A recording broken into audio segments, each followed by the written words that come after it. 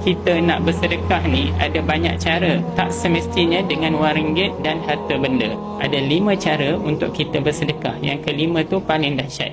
Dia punya pahala sedekah jariah. Yang pertama, bila kita bangun tidur, kita terus baca Al-Fatihah dan niat dalam hati kita bersedekah untuk seluruh kaum muslimin dan muslimat. Yang kedua, kita sedekahkan doa. Abang Am yakin ramai yang hafal doa ni kan? Rabbana atina fid dunya hasanah wa fil akhirati hasanah wa qina azabannar. Doa ni bukan untuk diri kita saja, tapi untuk orang lain juga. Sebab kita gunakan perkataan kami dalam tu. Kita doakan orang lain, malaikat akan doakan kita juga. Jadinya doa pun merupakan sedekah.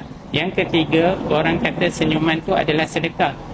Betul lah tu. Bila kita atau orang lain tengah sedih-sedih, orang senyum pada kita, otomatik kita pun akan rasa happy-happy je.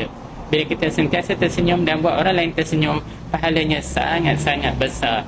Yang keempat, pahala sedekah sangat-sangat hebat. Ada hadis menyebut, sesiapa yang memudahkan urusan orang lain, pahalanya lebih besar dari solat sepanjang malam. Jadi rajin-rajinlah kita untuk mudahkan urusan orang lain. Kita sedekahkan tenaga kita dan mudahkan orang lain. Okey?